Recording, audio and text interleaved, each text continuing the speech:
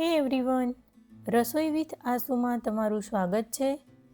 આજે આપણે બનાવી રહ્યા છીએ ગવાર ઢોકળીની રેસીપી।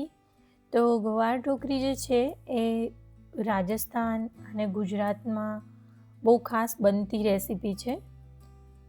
તો આમાં તમને ક્યાંય રોટલીની કેવી સાથે કંઈ કરવાની ઝંઝટ નથી રહેતી અને સબ્જી રોટી બંને સાથે જ ખાતા હોય એવું ફીલ આપણને ગવાર ઢોકળીમાં આવતું હોય છે અને બહુ મજાની રેસીપી છે। તો ચલો આપણે બનાવવાની શરૂઆત કરીએ। તો સૌથી પહેલાં આપણે લોટ બાંધી લઈશું। તો એની માટે મેં અહીંયા 1 વાટકી ઘઉંનો રોટલીનો ઝીણો લોટ લીધો છે। હવે ચોથા ભાગનો આપણે લીધો છે બેસન એટલે કે ચણાનો લોટ। હવે આપણે મસાલા કરીશું। તો ધાણા જીરું, હળદર, મરચું, કાશ્મીરી મરચું લો તો કલર વધારે સારો આવે, સ્વાદ પ્રમાણે મીઠું, અજમો હાથથી આ રીતે મસળીને નાખવાનો, ખાંડ લીધી છે 1 ચમચી, તલ, લીંબુનો રસ, કોથમીર અને 2 ચમચી જેટલું તેલ આપણે આમાં એડ કરીશું। હવે બધું જ સારી રીતે મિક્સ કરી લઈશું। બધો જ મસાલો સારી રીતે મિક્સ થઈ જાય એટલે આપણે આમાં પાણી નાખીશું। પાણી બહુ ધ્યાનથી નાખવાનું કેમ કે બેસન હોય તો પાણી ખૂબ ઓછું જોઈએ, એટલે એક જ વખત મેં જરા પાણી નાખ્યું તો આપણો બધો જ લોટ સેટ થઈ ગયો એકદમ।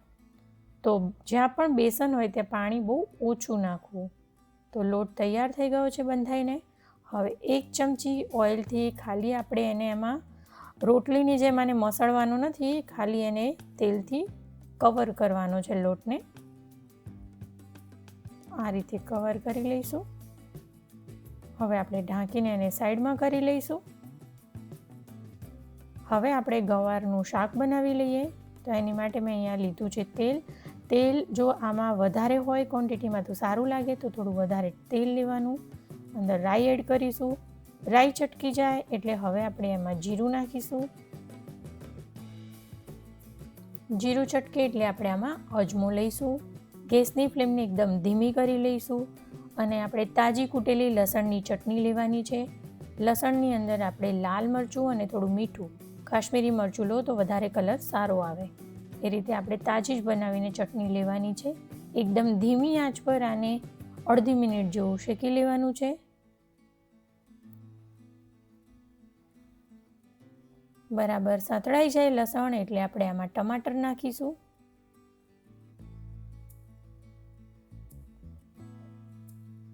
હવે આપણે આમાં મસાલા કરી લઈશું। તો અહીંયા મેં એડ કરી હળદર, ધાણા જીરું, મરચું। હવે આપણે ગવારને ધોઈને લઈ લઈશું।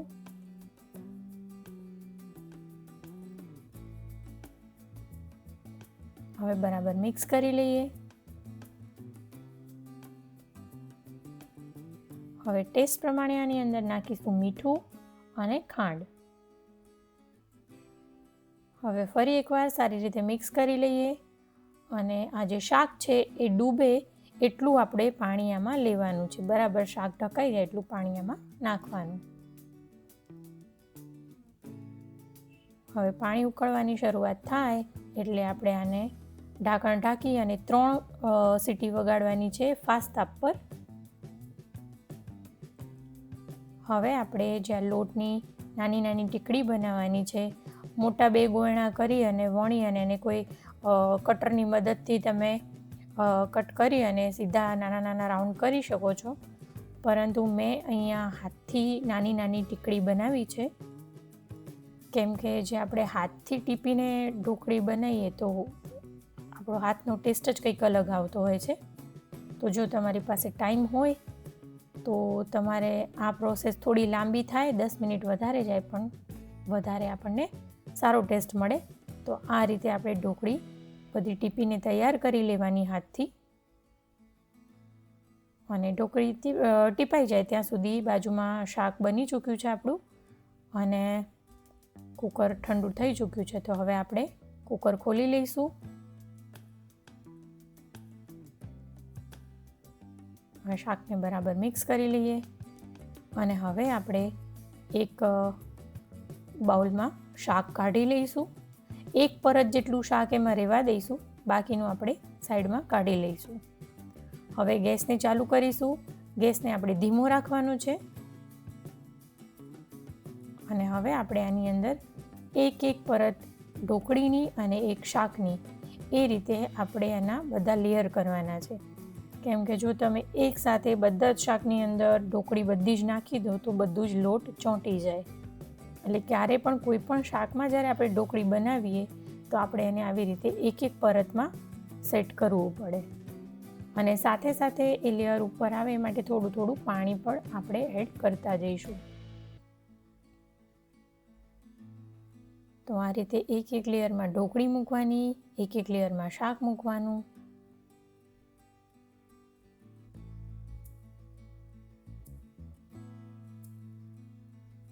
તો તમે જોઈ શકો છો કે અહીંયા હવે એક લેયર બાકી છે. હવે આપણે પાણી એડ કરીશું. હવે આ એક છેલ્લા લેયરમાં બધું આપણે શાક એડ કરી લીધું અને ઢોકળી સેટ કરીશું. હવે એક છેલ્લો આપણે જે પરત બનાવીશું એની માટે આપણે કોથમીરનું લેયર કરવાનું છે. કેમ કે કોથમીરનો ટેસ્ટ આમાં ખૂબ સરસ આવે છે અને કલર પણ સરસ આવે છે. એટલા માટે એક લેયર મેં આમાં કોથમીરનું કર્યું છે. તો હવે પાણીથી કવર કરી અને આપણે બંધ કરી પાછી ફાસ્ટ તાપ પર આપણે ફરીથી 3 વિસલ વગાડવાની છે.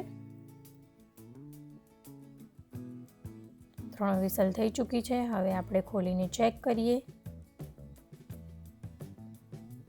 તો બહુ હળવે હાથે તેને મિક્સ કરવાની અને જેમ મિક્સ કરશો એમ એનો રસો પણ ઘાટો થતો જશે. હવે આપણે એમાં ગરમ મસાલો અને લીંબુનો રસ નાખવાનો છે અને કોથમીર.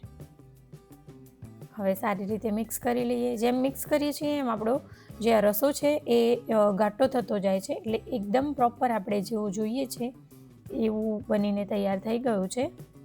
તો હવે મેં આને 1 ચમચી એની પર નાખ્યું છે ઘી, કેમ કે ઘીથી આનો ટેસ્ટ ખૂબ સરસ આવે છે. ફરીથી આપણે ઉપર નાખીશું કોથમીર અને એકદમ પરફેક્ટ આપણી ઢોકળી બનીને તૈયાર થઈ ચૂકી છે. જો તમે ગવારનું શાક રોટલી ખાઈને બહુ કંટાળી ચૂક્યા હોય તો આ વસ્તુ બહુ જ સરસ લાગે છે. તો તમે આને બનાવીને ટ્રાય કરજો. વિડીયો પસંદ આવે તો વિડીયોને લાઇક, શેર, ચેનલને સબસ્ક્રાઈબ કરી લેજો.